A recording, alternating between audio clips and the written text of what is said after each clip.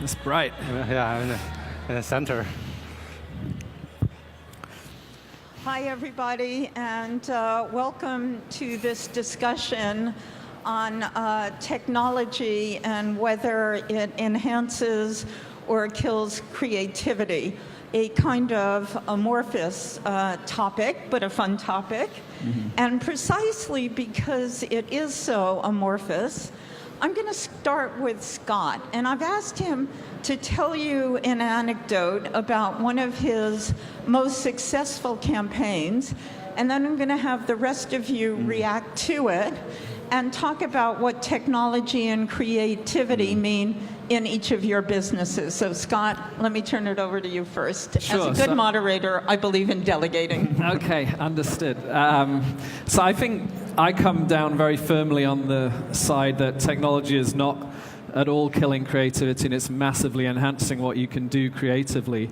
I had wanted to show a short film, but we've got 20 minutes, so I'll just quickly explain what one of our agencies did. But there was a great example of a campaign that was done last year in the Netherlands for ING, which is a financial institution there, and they wanted to highlight the work that they do philanthropically in terms of art sponsorship, and they really wanted to highlight it in a way that showed how innovative they were as a company. So one of our agencies in Amsterdam, JWT, they came out with this campaign called The New Rembrandt, and you can find it online. If you Google that, you'll find the video. And basically what they did was they used artificial intelligence to analyze every piece of work that Rembrandt had ever done, and analyzed all his paintings, millions of different factors for each painting, and then used 3D printing to create a new Rembrandt. So they created a new painting in the style of Rembrandt based on everything that he'd done before, and this was unveiled in the main art museum in Amsterdam. When you see it, it's incredible. It's an exact version of what Rembrandt would paint if he was still alive today. And I think it's a great example of a campaign which literally a few years ago wouldn't have been possible to do, and it's a great example of someone with a very creative idea exploiting technology and using it as a tool to enhance that idea rather than to be disrupted by it. So I think, certainly in our industry, in advertising, we love technology, we love everything that it brings and everything it allows us to do to express ourselves creatively. Kevin, Yep. you just heard him. Do you think this is a good example of how technology enhances creativity, or does it mean we don't actually need artists going forward? Oh, no. Because technology can do what human beings once did. Oh, I don't think so. I think technology really just enhances what we do. It's a tool for us to create, I feel. But at the end of the day, art, music, all this arises from us humans, right? So I think technology can play a part, but we need to be a part of the creative aspect as well. So you care about design more than anything else, and most of our panelists are in one way or another concerned with design. Has the definition of designing skills changed for you over the past 10 years?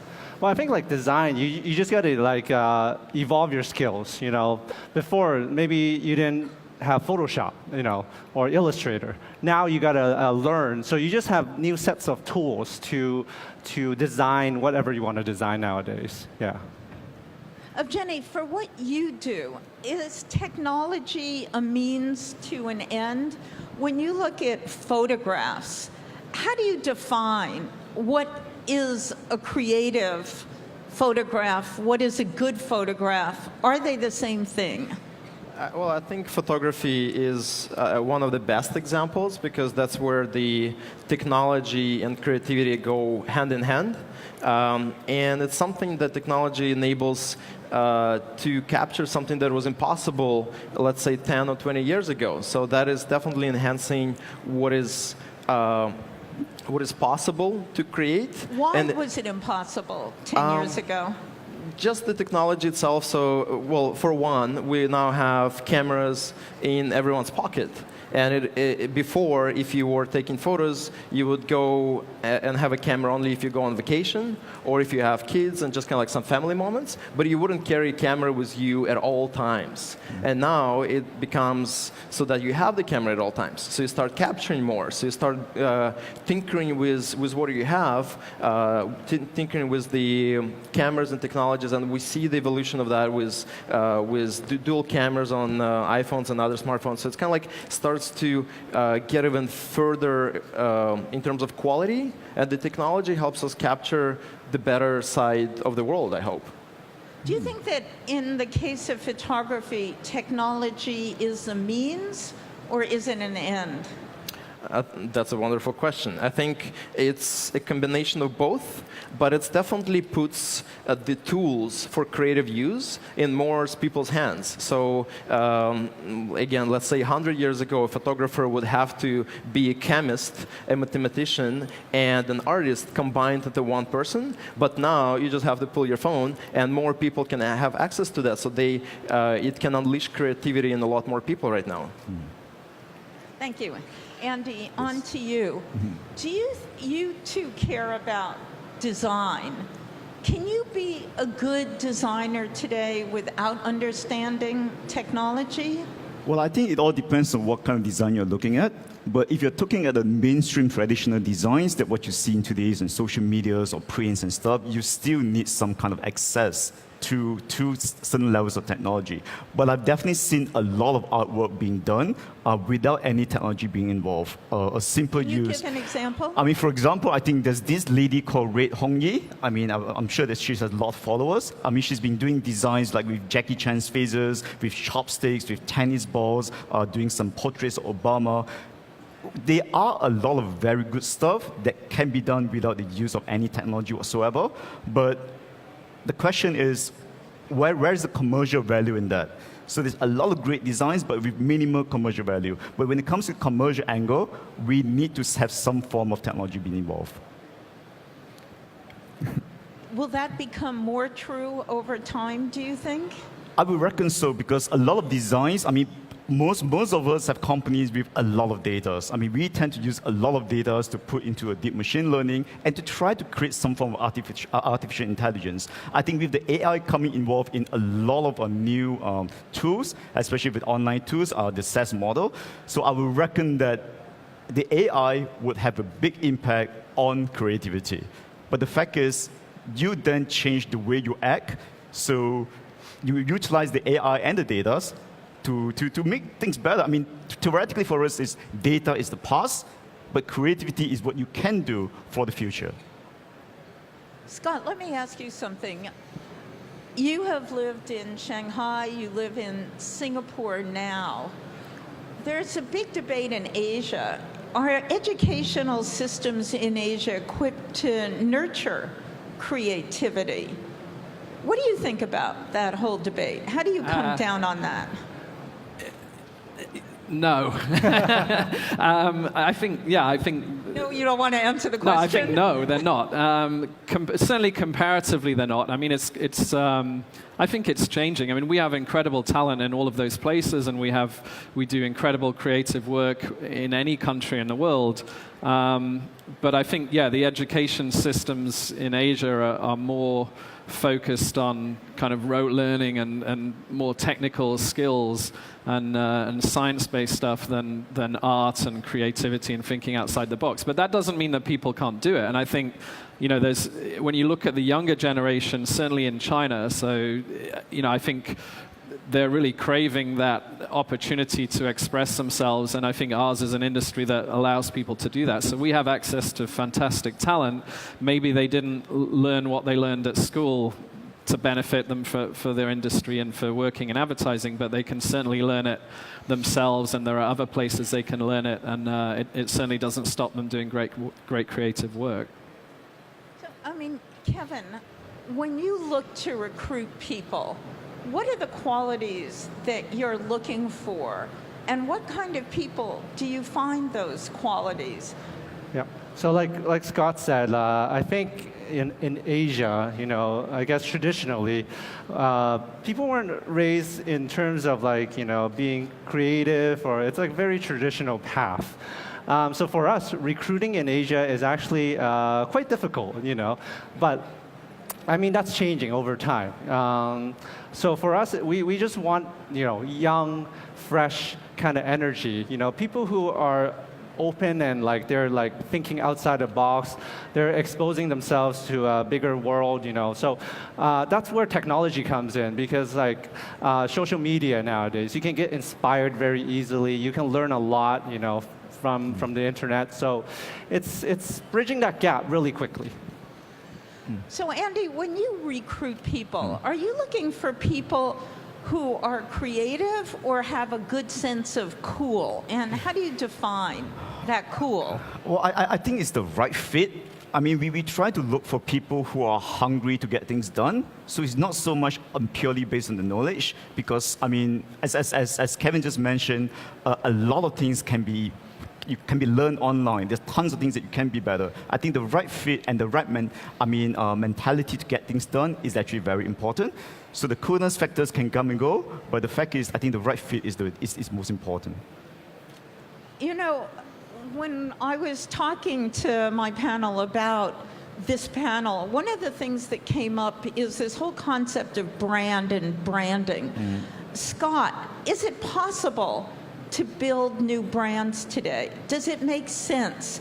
Is the lifetime of a brand becoming shorter and shorter? I think there's plenty of data to show that the lifetime of companies is becoming shorter, and companies own brands, so you could argue that. But I think actually technology as a tool, as an enabler, allows you much more and new avenues to create brands. So there are all sorts of examples of brands that have been created on a certain social platform. If you think of Kevin's brand, I mean, he has this huge global brand. I don't think without technology, you could have never have created that brand, right? You'd have probably a small magazine here in Hong Kong that no one outside of Hong Kong would know about. So I think technology gives you these avenues to create brands in new, exciting ways. So I think an example that you've seen and even promoted, perhaps. Sure, I don't want to promote clients. I think Kevin's brand is a great example of one in the media industry, which is, really relies on technology to propagate and to attract viewers and consumers. I mean, another one, we invested in a company called Vice, which is similar to Kevin's brand. I mean, that's a huge brand globally now. It actually started as a small magazine in Canada. So I think that brand wouldn't exist today without the internet, without social media. And there are plenty of other examples. Kevin, do you think that innovation is more important today than creativity, or do you see them as one and the same? I think they're the same, like being innovative is also being creative. You gotta be, you just gotta like go with the times. What's happening right now with technology, you gotta be creative about it. So it's kind of similar, yeah. Jenny, I'll turn to you now. You made the point that photography is more accessible, and diverse images are more accessible. When you judge a photograph, what are the qualities that you're looking for? And do you think, as photography has become more accessible, that there's more quality photography, is more better in the case of your world? Yeah, there's definitely a lot more pictures taken every single day than ever before in human history. So now as everything is captured, hopefully. In terms of judging photo contests, kind of like the key is what moves the photography forward. What is something that is unique that a person who appeared to be at a specific spot or shot a specific portrait done something differently that was never done before. Either invented a new technique or thought about the whole process differently. And those are like different in composition, different in lighting, different in post-processing techniques and capturing techniques. And that is something what I would notice as the winner of a photo contest would be followed by hundreds of photos on the next year contest. So kind of like people would crave for those trends and would mimic and try to recapture that. But it's not new anymore, right? So you have to keep on pushing the envelope forward and create something new, something that hasn't been tried. And in the era of online social media, the things are moving so quickly that things can catch on and die within a few days. So, that gets to, emotional resonance, right? Tell us about a picture that really moved you and why. That's a good question. I'll ask the audience. Anybody remember The Afghan Girl by Steve McCurry? Yeah. Very, very influential for me personally. And that's a portrait, right? That's a portrait of a girl. And when you start realizing that the key that makes this photo unique is human eyes. It's just how she looks into the camera, how she looks at viewers is something that is unique and kind of tells me that photography is timeless. Like many years can pass and you would still look at this photo and you will see that it affected me and a lot of other people in dramatic ways. And of course, she had blue eyes, right? She had, I think, very, I don't remember the color, but like the look and the color was very, very special. Because what I remember is those eyes and, the contrast between what you expect and the reality of that face. Scott, do you think that, in your career you've seen changes and what moves people in one part of the world also moves people in another part of the world, so that you can argue that these technology changes are bringing people closer together? I think you can argue both ways, and I would agree with what Evgeny said, that technology is really an enabler and a tool, and it allows you to do new things, but it also, as you said, things can change very quickly. You can get new technologies, or things can become a trend and then disappear very quickly, which I'm sure Kevin sees in his business. I think the thing I was surprised, I grew up in England, spent my university and my early career in England, then I moved to China, which was quite a cultural shock for me and probably anyone I met in China. And the thing that really surprised me was actually the similarities between people. And I think, when I look at the businesses we've invested in, like Vice and Refinery 29, that are aiming at the kind of younger millennial audience, it's really the similarities that strike me rather than the differences. So yes, there are cultural differences. Yes, there are linguistic language differences. People eat different food, those kind of things. That will always be there. But the kind of emotional way that people want to live their lives, the ambitions, those kind of things, actually, they seem to be coming more together. And maybe, I don't know if it's the case, but maybe social media, the explosion in the kind of content that becomes viral around the world is driving that and bringing people closer together. I'm an optimist, so I always see technology and creativity, innovation as a force for good rather than bad.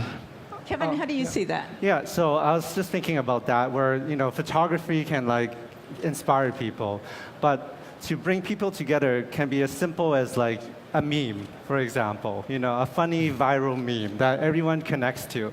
And when you talk to your friends, it's everyone's hey, that meme? It's funny, So that technology also enables that community. So in that sense, the images become a communication tool. So instead of having that as a means to an end, as an art form, it just becomes a way to talk to each other. Yeah. Our panel is only 20 minutes, and we only have a minute and a half. Andy, I have two questions for you. Are people's attention span becoming shorter? And do you think next year at this time I'll be sitting talking to a bunch of robots if I'm invited back? Well, definitely. When we start to look at the stuff that we do, even if you start to look at the YouTube, the ads, and the Facebook ads, those were the days where you get 6 seconds of the ones before they start to charge you. And now it tends to get less and less. Now the first 6 seconds, you got to pay for it. So people are really clicking less, and they're kind of browsing through stuff. So So, I mean, even for us, we used to be very much on like a search. I mean, within our platform, a lot of things happen on the search. But we're actually seeing a lot of people browsing more than they're searching. So we kind of see that I'm not sure about you guys, but effectively, I mean, people spend a lot less on any media based on what we have. 30 seconds left. Final question for you, Scott. So there's been a great debate. I was talking to some of the VCs last week, and they were saying, you know, we couldn't figure out, people were spending less time on our app, and then we realized they're all on the 10-cent new game. It's had a dramatic effect on everyone. Will we all sit at home watching games more and more in the future and be less and less in the real world? Well, yes or no? Yeah, that's where I feel old. My kid does that already. I don't, but you know, maybe I'm an old guy and this doesn't appeal to me. But yeah, I think there's the Steven Spielberg movie coming out, right? The Ready Player One or Ready Player Go or something. Yeah, which is all about that, living in this virtual world and gaming and stuff. Maybe it doesn't appeal to me, but I'm too old for that. Thank you so much for joining us instead of tuning into the new 10-cent game. And that concludes our panel. Thank you. Thank you.